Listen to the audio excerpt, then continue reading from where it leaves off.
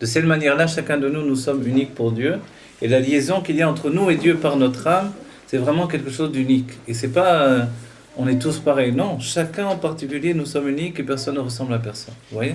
Ça, c'est très important. Et c'est comme ça que l'on doit aimer chacun, c'est comme ça que l'on a de la largesse d'esprit. Maintenant, quand on revient à l'idée du développement, Naasé, c'est de faire ce que Dieu demande. On a dit le Vav.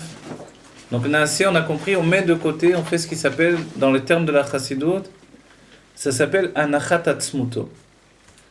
Qu'est-ce que c'est Anachat Atzmuto? C'est que je mets mon essence de côté. On va donner l'exemple du maître. C'est l'exemple qui est pris en général pour ce sujet-là. Il veut enseigner à son élève, mais les choses sont trop difficiles pour les transmettre à son élève qui est d'un niveau inférieur.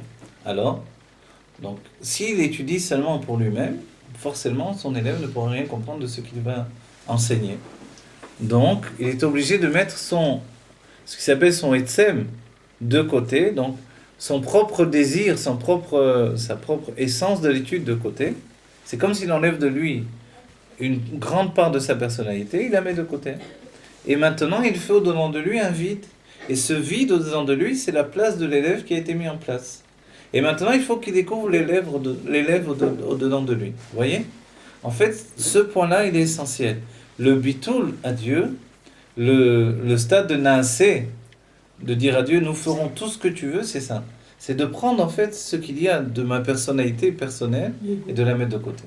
J'avais envie de faire, d'aller jouer au tennis, je dois aller prier le matin.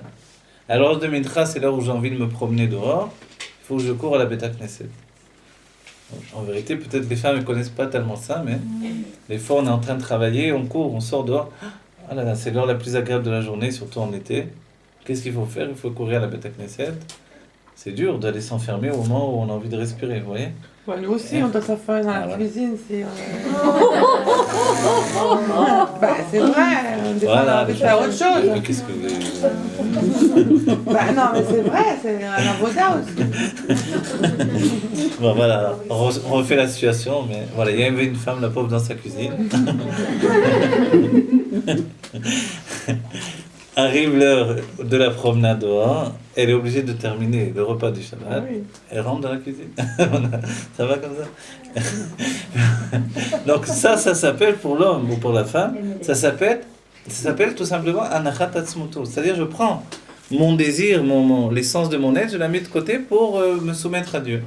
Et ça c'est le premier niveau, c'est ce que l'on a fait le peuple juif au moment de Naasé Venishma. On a dit à Dieu, on se soumet à ta volonté. Le Vav, lui, il désigne la lettre qui réunit les deux extrêmes. Si vous voulez, on la laisse un moment de côté, d'accord, mais elle représente les sentiments, je peux déjà vous le dire, elle représente, vous avez compris, le premier niveau, Naasé, ça représente, voilà, exactement, ça représente le Naasé, ça représente l'enfant, donc l'action qui a priori est dépourvue de sentiments, et elle est dépourvue d'intellect. Mais ce qu'il y a d'extraordinaire, c'est que, puisque tout contient tout, évidemment, qu'il y a l'action de l'action, c'est l'action pour l'action elle-même, vraiment. Il y a les sentiments de l'action, il y a l'intellect de l'action. De la même manière que l'âme animale possède également un état animal de l'animal, et puis l'intellect de l'animal et les sentiments de l'âme animale. Vous voyez? Qu'est-ce que c'est, si je traduis ça en âme animale? Qu'est-ce que c'est l'animal de l'animal? C'est vraiment manger, boire, dormir. Vous voyez, c'est tout. Donc l'âme animale de l'âme animale, c'est ça, c'est le premier niveau, manger, boire, dormir. Et au premier stade de notre vie, on est vraiment comme ça. Mais après se développe, même dans un petit bébé, on voit que se développe d'autres choses. C'est pas simplement de manger, boire, dormir. Il y a des sentiments qui émergent. Vous voyez? Donc ce sont les sentiments de l'âme animale. Les sentiments, c'est l'envie d'être bien, de rire, de s'amuser, d'exprimer, d'aimer. Et dans l'âme animale, évidemment, c'est un cycle fermé. C'est-à-dire que tout ça, ça commence par moi et ça termine par moi. Voilà. Donc l'enfant, en vérité, est dans un cycle fermé pour l'instant. Il aime à partir de lui et tout commence et termine à partir de lui. C'est son père, c'est sa mère, c'est sa maison, c'est son monde. Il va dans le magasin, c'est son magasin. Tout est à lui. Et c'est comme ça finalement. Il ne conçoit pas autre chose qui soit à l'extérieur de lui. Donc tout est seulement en lui. Donc le monde de son règne, c'est un monde totalitaire. Et c'est comme ça qu'est l'âme animale. Donc quand dans l'âme animale on rencontre quelqu'un, c'est uniquement en moi que je la rencontre. Vous voyez? Je ne parle que de moi, je n'aime que moi. Et maintenant, la suite des choses, c'est qu'il y a aussi l'intellect de l'âme animale. Vous l'avez rencontré, l'intellect de l'âme animale. Il existe chez les adultes. L'intellect de l'âme animale me permet de gagner ma vie, il me permet d'être débrouillard, de trouver une bonne affaire, de trouver les meilleurs prix, Hop, je sais toujours me débrouiller. Et l'intellect de l'âme animale, il règne dans le monde. Vous voyez? Oui. Il règne dans le monde, il est là autour de nous tout le temps, il est là, il saisit le monde tout entier.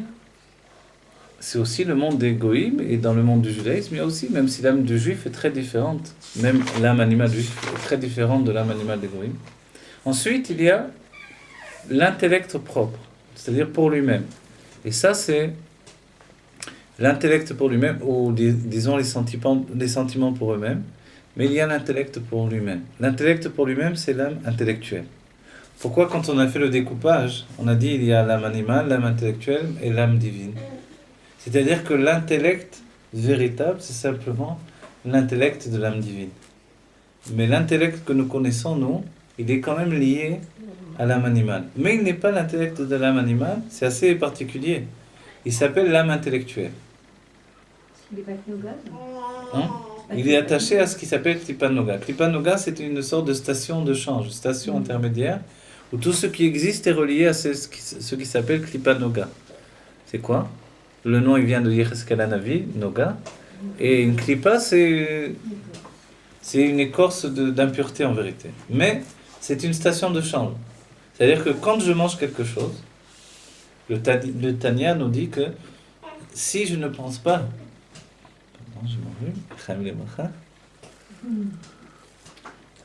Si je ne pense pas à tirer de la vitalité de ce que je mange, la chose reste suspendue. Elle n'est ni dans le bien ni dans le mal. Pourtant, on parle de quelque chose de kasher.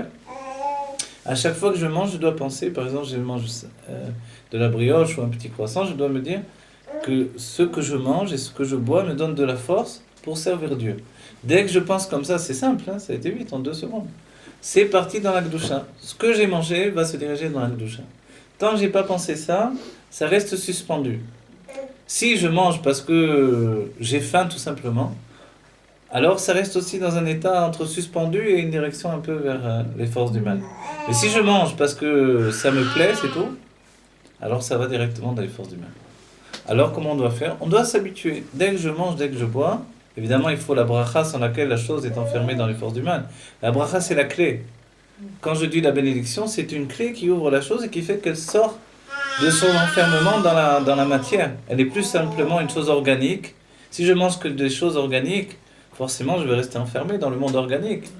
Je ne dois pas m'étonner que ça ne va pas bien. Ni dans mon caractère, ni dans mes sentiments, ni dans... Je suis enfermé dans le monde matériel organique. Pour sortir, vous voyez, c'est comme vouloir démarrer une voiture s'il n'y a pas de clé. La clé pour la nourriture, pour qu'elle démarre et commence à s'élever, il faut dire la bénédiction, il n'y a pas de choix. Mais la bénédiction, elle ne suffira pas. Il faudra évidemment que la chose soit cachère, mais ensuite, alors quand elle est cachère, elle est liée à Klipa Noga. Si elle n'est pas cachère, nous dit le Tanya, elle est liée à Shalosh Klipot Tmeot, 3 écorces d'impureté.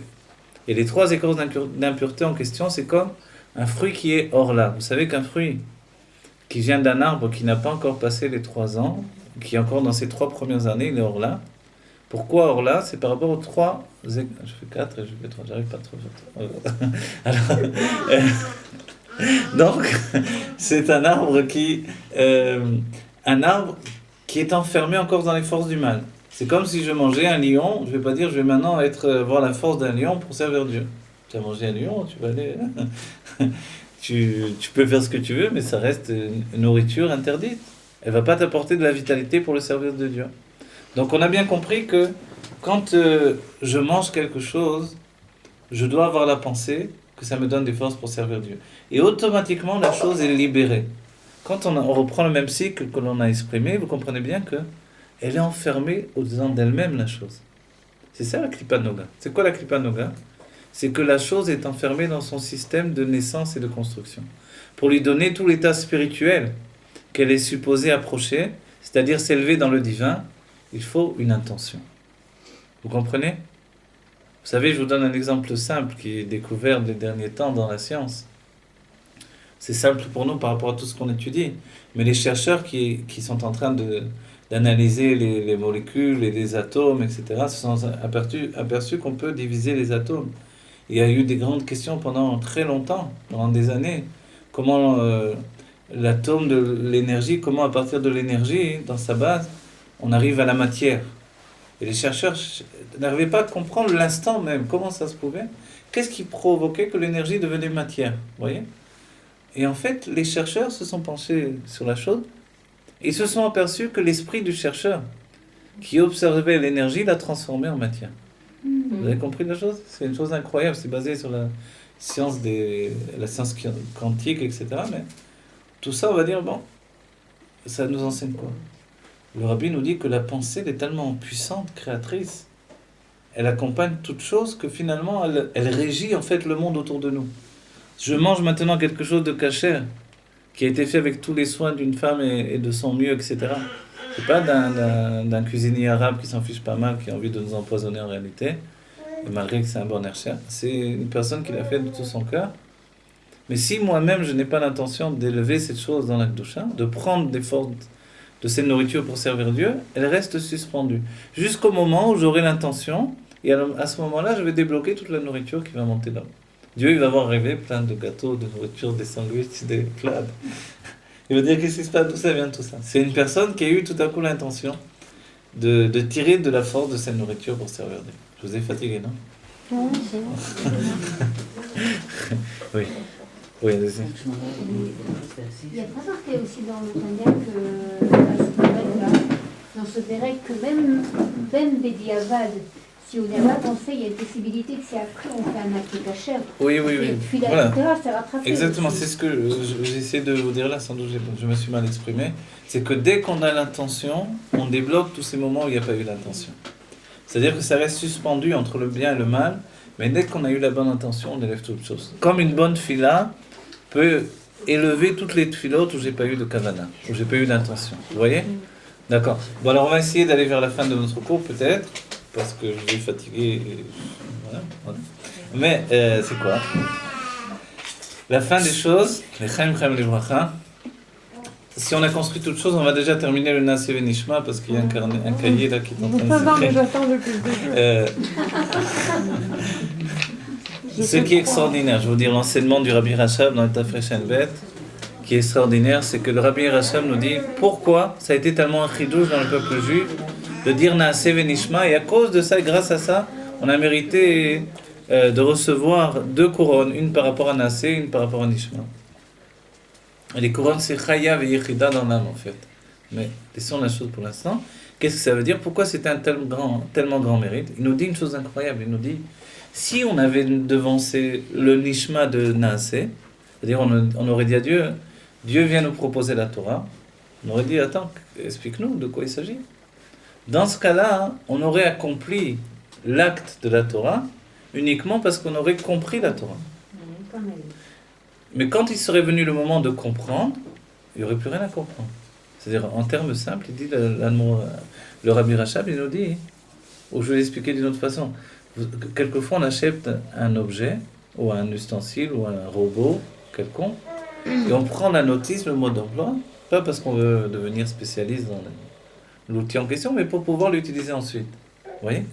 Donc je lis le mode d'emploi, ensuite je prends, j'utilise mon appareil. Mais c'est très rare après que je reprenne encore le mode d'emploi. La plupart du temps on l'a jeté. On est très rarement, à part certaines personnes qui sont passionnées, mais la plupart du temps on a oublié le mode d'emploi. Imaginez qu'on aurait d'abord pris sur nous le nishma, c'est-à-dire qu'on aurait compris d'abord. En fait, la compréhension aurait été limitée à l'action. Tandis qu'une fois que l'on fait ce que Dieu veut, sans rien comprendre. Il veut mêler de filines, mais c'est des peaux de vache. Non, je ne dis pas des peaux de vache, parce que je voulais dire des lanières, des lanières de cuir. Non, ça fait très des peaux de vache. Des lanières de cuir que je vais mettre sur moi. Je vais écrire des parchemins, je vais mettre des boîtes. Si on réfléchit, on va dire ça va pas la tête. Il y a quelque chose qui va pas. En réalité, c'est pas du tout logique cette histoire-là. Et ça coûte, combien ça coûte ces boîtes-là? Quoi? Des milliers de dollars pour mettre des boîtes de cuir sur mon bras, etc. On comprend pas. Il faut que tu les gardes toute la prière. Et sache qu'il y a quatre sortes de boîtes et de parchemins. Qu'est-ce que c'est tout ça? On comprend rien en vérité. Il faut dire la vérité. Bon. Donc en fait, pourquoi on le fait? Parce que Dieu a demandé qu'on le fasse, c'est tout. Dieu a demandé qu'on le fasse, on le fait. Et des tas d'autres choses, tu mangeras pas ça. Mais ça a l'air bon cette chose-là. Tu mangeras pas, c'est tout. Je viens d'acheter un kéli tout neuf. On me dit, tu sais qu'il faut que tu le trempes maintenant au mikvé. Mais il est tout neuf, maintenant il est beau, etc. Il sort de... Il vient tout droit de Chine, il est formidable. Il faut que tu le trempes au mikvé. Alors on ne comprend pas, le mikvé il est très sale, etc. Il y a des bêtes dedans. Je vais tremper les choses dedans. Voilà. Vous savez qu'à l'époque de la Gemara, les mikvaot des hommes n'étaient pas terribles comme aujourd'hui. Les mikvaot sont de mieux en mieux grâce à Dieu. Mais à l'époque de la Gemara, c'était souvent tout simplement un trou creusé dans la terre. La pluie était tombée dedans et les hommes venaient se tremper. Et celui qui avait été au mikvé, on le sentait venir à 3 km. Et, c'est bien ça. Et finalement, qu'est-ce qui s'est passé? Il s'est passé que les gens étaient un peu dégoûtés par les mikvaot. Surtout qu'il y avait des périodes en été en Israël où il ne pleuvait pas beaucoup. Donc le mikvé commençait à avoir une sale tête. Et alors, ceux qui étaient délicats, ils apportaient avec eux une personne avec des seaux d'eau. Et dès qu'il avait pris le mikvé, jette-moi de l'eau dessus parce que je ne peux pas rester avec ça, ça me dégoûte trop. Et certains finalement étaient arrivés à penser que c'était l'eau qu'on leur jetait dessus après le mikvé qui rendait pur. Puisque le mikvé était tellement sale, tu ne peux pas me dire qu'il rend pur. Et les sages avaient vu ça, ils avaient interdit de se laver après le mikvé pour que l'on comprenne bien que c'est l'eau du mikvé qui rend pur et non pas les seaux d'eau qu'on se jetait dessus. Mais bon, heureusement cette halakha, elle était plus ou moins annulée.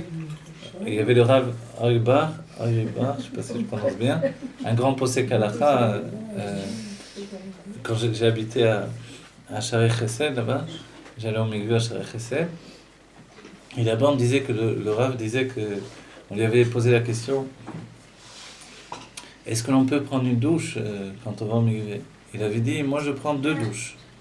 La première, avant de me tremper au mikvé, par Avat Israël, pour les autres. Et la deuxième, après le mikvé, pour Messirut Nefesh, pour à cause du mikvé. Et bon, pourquoi j'en suis arrivé à ça? Vous allez me dire, je ne me rappelle plus du tout. Pardon. Il y avoir une raison?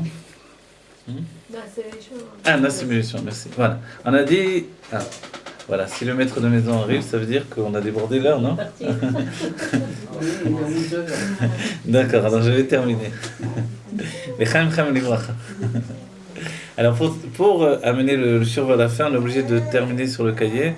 Voilà, oui, ça fait des pages, des chapitres différents, etc. Moi aussi j'ai pas mal de chapitres que j'ai pas terminé d'écrire dans ma tête. Mais voilà, Naseh Venishma, on a bien compris. Est-ce que vous avez compris l'idée? C'est-à-dire que si on avait pris sur nous de comprendre d'abord, quand serait venu le moment de comprendre, on aurait été extrêmement limité dans la compréhension. C'est-à-dire que la compréhension aurait été juste pour accomplir. Vous voyez? C'est quelqu'un qui veut savoir comment on fait cette chose-là. Une fois qu'il a compris comment il fait cette chose-là, il accomplit, c'est tout. Mais en réalité, une fois que l'on fait la chose sans aucune raison, et qu'ensuite on veut comprendre, alors là, la compréhension est infinie. Vous comprenez? C'est-à-dire que la Torah, c'est ça. La Torah, c'est du moment que je me soumets à Dieu, ensuite je peux poser toutes les questions à Dieu que je veux. C'est-à-dire qu'après, je peux venir, ça a l'air très chutzpani, mais je dis, je ne suis pas chutzpan, moi. Ce que Dieu il veut, je le fais, mais maintenant j'ai des questions. Voilà, maintenant j'ai des questions. Maintenant je peux demander pourquoi on met des boîtes comme ça sur le bras, etc. C'est quoi cette histoire-là? On dit, mais auparavant, moi j'ai dit, attends, je ne remets pas en question ce que Dieu me dit, je vais le faire. C'est pas parce que je vais comprendre que je vais le faire, non. Nishma, voilà, c'est celui qui veut comprendre. c'est l'intellect. On a dit, il y a l'action qui n'a pas besoin d'explication, elle est un mode de vie de par elle-même. Aujourd'hui, essentiellement, le monde est rempli d'âmes, et peut-être même plus dans le monde masculin que féminin, je ne sais pas pourquoi, mais c'est comme ça, des âmes qui sont liées au monde de l'action. Et dans le monde de l'action, alors, l'essentiel, c'est d'exécuter l'action que l'on doit faire. Et même étudier rentre souvent dans le monde de l'action. C'est-à-dire que quelqu'un peut étudier des choses très profondes, il ne comprend pas grand-chose, mais il est content parce qu'il a étudié ces choses-là. Vous voyez ? Par exemple, j'étudie ma Daf de Gemara, je suis content parce que j'ai étudié ma Daf de Gemara. Vous voyez ? C'est lui qui mange une Daf de... Non. Alors, je suis content parce que je l'ai fait. Vous voyez ce sentiment-là ? Je l'ai rencontré souvent, en fait. Je me rappelle quand j'étais chamage dans une Beta Knesset, j'observais forcément les gens. J'ai vu qu'il y a ce sujet-là, celui qui va faire même un Mahama, donc des textes très profonds, etc. Il est content parce qu'il a dit le Mahama, il a lu. Et ça, c'est l'action. Même dans le monde intellectuel, il y a le niveau de l'action. L'action, c'est tout. Vous voyez ? Non, mais je comprends pas parce que quand vous dites l'intellectuel, le cœur, l'action, donc c'est Moar. Moar lève Kavod Meler, donc c'est dans l'intellectuel en premier. Et dans Naaseh Benishma, on arrive à l'intellectuel à la fin. Bravo, vous avez raison. Et maintenant, il faut dire quelque chose. Voilà, c'est une chose que ma femme m'a enseignée, qui est très importante, que je dois vous révéler. C'est que l'intellect, c'est une bénédiction. L'intellect, c'est une bénédiction. Et en même temps, ça peut être quelque chose qui est extrêmement fermé. L'intellect, c'est quelque chose qui est l'expression de l'être, c'est toute la richesse de l'être. Vous savez que le Medaber, c'est l'homme. On dit, il y a en hébreu, on dit Domem, Tsomea, Chai et Medamer. Chacun avec sa qualité. Le Medaber, c'est l'homme. Pourquoi on est un homme ? Parce qu'on a la faculté de parler, les animaux ne parlent pas. Ils pensent comme nous, mais à leur niveau, bien sûr. Ils ont des sentiments à leur niveau. Et ils sont dans le monde de l'action. On devient midbar. Voilà, mais en vérité, le Medaber, lui, sa faculté, c'est de parler. Et on ne parle que parce que l'on pense. D'accord ? Et en fait, la pensée elle-même, sachez, qui est l'intellect pour lui-même. Une personne qui a un intellect très poussé, mais qui n'exprime pas cet intellect, alors il risque de rester enfermé dans son intellect. C'est-à-dire que cette source de... Hein ? C'est pas bon du tout. C'est la dépression. Voilà, exactement. C'est tous ceux qui remplissent les cabinets des psychologues. C'est ceux qui n'expriment pas ce qu'ils ont à l'intérieur d'eux-mêmes. Ils ont des guerres intérieures, des guerres mondiales à l'intérieur d'eux. Vraiment, ils ont des luttes intérieures très fortes, très puissantes. Mais ça ne sort pas à l'extérieur, ils n'arrivent pas à l'exprimer. Alors forcément, le dibour qui est un moyen on a dit le dibour, la parole, c'est le début de l'action. C'est un moyen d'agir dans le monde en réalité. On demande des choses, on dit à quelqu'un. Et on dit que Daga Balev, celui qui a un souci dans le cœur, alors il doit l'imsor aider, il doit le transmettre à son ami, à une personne qu'il a choisie. Vous voyez ? À un guide. Le rabbi nous pousse vraiment dans la ligne du mouvement de la Chassidut Rabbah, il nous pousse beaucoup dans l'idée de prendre des conseillers. Il dit d'avoir, en plus du Rav à qui on posera des questions de halakha, il dit d'avoir aussi un mashpia, c'est-à-dire quelqu'un qui va me dire, quand j'ai des questions où je ne sais plus quoi faire, lui poser des questions. C'est quelqu'un qui va m'influencer pour le bien. Pour les femmes, des femmes, pour les hommes, des hommes. Une femme que j'ai choisie parce que cette femme-là, je parle en tant que femme, là, j'imagine, une femme que la femme a choisie parce qu'elle pense que c'est quelqu'un qui a une bonne influence sur elle, quelqu'un qui peut la guider, la diriger. Et aussi le rabbi parle également du conseil que l'on doit demander à ses amis. En fait, il faut prendre dans l'esprit du rabbi de nombreux conseils. On l'apprend du début du monde. Quand Dieu a créé le monde, avant de créer le monde, il est écrit Bemin nimlar benishmotem shel tzadikim. Quand on ne connaît pas bien l'hébreu, on a l'impression qu'on est avec qui gouvernerai-je. En fait, ça veut dire avec qui me concerterai-je ? Avec les âmes des tzadikim. Dieu a pris des conseillers, et en prenant ces conseillers, alors, il a décidé de la création du monde. Sous-entendu que si Dieu, qui a besoin de personne en réalité, il prend des conseillers qui sont les âmes d'Israël, et pour ça, il les crée pour qu'elles existent pour ça, entre guillemets, parce qu'on est bien avant la création, nous-mêmes, on doit comprendre que dans notre vie, on a besoin d'avoir des conseillers. Et c'est vrai que quelquefois, alors, on a besoin de discuter avec quelqu'un, on a besoin de transmettre la chose. Et c'est là où la parole est tellement fructifiante, elle me permet de transmettre quelque chose qui va me construire, qui va me donner de grandir et d'aboutir à une vie meilleure. D'accord? Et ça, il ne faut pas hésiter. Il ne faut pas hésiter.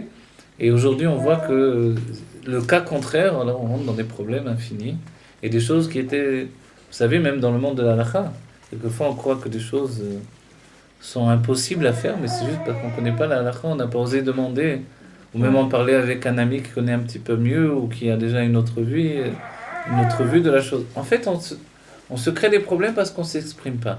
Donc il ne faut pas hésiter, il faut avoir au moins, pour une femme, une amie, pour l'homme, un ami intime, et avec qui on parle. Et en plus de ça, si on a un maître ou quelqu'un qui nous dirige, c'est une autre phase. Ce qui n'efface pas l'ami. L'ami, c'est quelqu'un avec qui on discute de choses de manière d'égal à égal. En fait, tout ça, c'est un besoin. Pourquoi? Parce que comme Naaseh Venishma, on a besoin de se soumettre, pas parce que la personne elle va m'obliger, parce que la personne n'a aucun pouvoir de m'obliger, mais simplement parce que moi, j'ai besoin d'entendre ce que Dieu me dit par le biais de quelqu'un d'autre. On a dit qu'Abraham, il avait besoin de l'entendre de Sarah. Alors, on a aussi besoin de ce système-là de transmission de Dieu. On n'a plus les Urim Veturim, mais on a la parole des uns que l'on peut porter aux autres. Et nous-mêmes, de ce fait-là, on peut être un conseiller pour l'autre. Du coup, la parole qui sert tellement, dire la Shonara, elle peut servir pour le bien. Et vous savez que quand on a un souci et que l'on est obligé de le transmettre, c'est plus de la Shonara. C'est qu'on a besoin de trouver une solution, donc il faut bien l'exprimer. Ça devient une seule personne. Une seule personne, évidemment. Oui, dans ce cas-là, c'est ce que j'ai dit. Il y a plusieurs niveaux. Par exemple, sur des sujets professionnels, on peut prendre plusieurs conseillers. Sur les sujets de refoua, pour la santé, le rabbi parle souvent, quand on a des indécisions, 3 médecins. Parce qu'alors, il y a déjà un équilibre de 2 personnes contre l'autre. Alors, on peut décider, vous voyez. Bon, je dois terminer ce cours. J'ai juste commencé à approcher le sujet pour lui-même, mais on comprend bien que c'est un sujet infini. Mais pour terminer le Naaseh Venishma, le Naaseh Venishma, alors d'abord nous ferons et ensuite nous comprendrons, vous avez compris l'idée. Entre les deux, c'est les sentiments. Les sentiments, en fait, ils réunissent à la fois l'action et l'intellect. Vous savez, dans la Kabbalah, on exprime qu'il y a ce qui s'appelle Zer Anpin. Zer Anpin, c'est comme un vav. On dit que c'est l'adolescent. On a expliqué tout à l'heure qu'il est comparé à l'âme intellectuelle et que le da'at va commencer à l'âge de l'adolescence. En fait, ce qui est extraordinaire, c'est que cette conscience profonde dans l'être, elle commence à partir de l'adolescence parce qu'à partir de ce moment-là, son cerveau commence à se former vers le monde adulte. Mais il n'est pas un adulte déjà, c'est ça qui est troublant chez lui. Et le vav qui se trouve entre Naaseh Venishma, qui le sépare finalement de Naaseh de Nishma, il est essentiel. C'est-à-dire que dans notre personnalité, s'il y a l'action, il y a Nishma, l'adulte, qui veut tout comprendre, il y a entre les deux l'adolescent. Et l'adolescent, on peut vouloir le tuer, s'en débarrasser parce qu'il nous agace, parce que entre nous, un adolescent dans une maison, c'est très dur à supporter, à vivre quelquefois. Alors 3... mais ça peut être quelquefois quelque chose d'insupportable. Les portes qui claquent, les habits à la mode, etc. Les chaussures, je n'en parle pas. La maison sans dessus-dessous. Ils mangent comme 10. Alors c'est impossible à vivre. Mais cet adolescent, il est essentiel. Vous savez pourquoi il est dérangeant d'après les livres de Chassidut? Parce qu'il confronte l'adulte sur le monde, sur le mode du monde adulte. C'est-à-dire, c'est plus l'enfant qui était un enfant, allez va te coucher, tu es un enfant. C'est maintenant il est rentré dans le monde adulte, il demande des comptes à ses parents. Ah non, alors il dérange quand il remet en question ses parents. Il demande une remise en question plus grande chez les parents. Forcément, il dérange beaucoup plus que l'enfant qui lui... Mais si, il ne faut surtout pas se mettre à son niveau. Il ne faut pas se mettre à son niveau, mais oui, il faut l'aider. C'est là qu'il faut être un adulte. Voilà, il faut qu'il atteigne son développement personnel par le biais le fait d'être guidé. C'est la conduite accompagnée. Moi, je vais terminer là. Je suis désolé, je dois terminer. C'est une catastrophe, etc. Mais vous avez bien compris, c'est Venishma. Bon, ce que l'on veut au bout du compte, sachez que la vie, elle doit atteindre son stade adulte également. Le stade adulte le stade adulte du temps, c'est aussi les 3 cycles de l'enfance, l'adolescence et l'adulte. Et le monde doit arriver à son stade adulte. Ce stade adulte du monde, c'est la Géoula Amitית Vashlema. Et l'on doit l'atteindre. Et c'est pour ça qu'on parle de Shishi. Vous voyez, le Shishi, c'est 6 midot. C'est par rapport au Vav de Naaseh Venishma. Et le 6, ça représente les sentiments, 6 mesures de sentiments. Chesed, Gvura, Tiferet, Netzar, Od, Yesod. Et la Malchut, c'est la parole qui va exprimer tout ça, et l'action finalement. Mais en vérité, notre vie, elle est toujours liée à tout ça. Donc on doit arriver, il y a un petit bébé qui m'appelle, il faut que j'aille. On doit arriver à l'âge adulte de notre vie, et pour ça, il faut étudier beaucoup. Voilà. On peut dire, je m'excuse, alors on va dire que ce cours, c'est juste une introduction au sujet. Peut-être qu'il faudra étudier directement le Tanya, et alors là, voir dans le texte peut-être des choses, ou appréhender les choses de manière générale, mais quoi qu'il en soit, il faut envisager d'autres études. Si ça vous a plu, on est juste dans l'enfance de notre cours. Donc, on a fait que le moudba, et après on va passer dans l'adolescence, et après dans l'âge adulte. Alors c'est le minimum de 3 cours. Donc, que Dieu vous bénisse, que Dieu nous bénisse, qu'on a vive la Géoula Amitית Vashlema, que les femmes aient la force de faire une nouvelle volonté à leur mari, pour le bien, pour qu'il se découvre lui-même, pour qu'il devienne lui-même, qu'il aille au bout de ce qu'il est, le meilleur qui est en lui, et qu'on puisse éduquer les enfants dans toute la richesse de l'enfance, et qu'on ne brime pas l'enfant, mais qu'on lui donne de découvrir la merveille qui est en lui et qui s'exprime de mieux en mieux et de manière la plus riche possible. Voilà, vite, on est à Géoula Amitית Vashlema. Attendez, vous voulez... Il y a un bouton rouge, alors vous pouvez l'éteindre.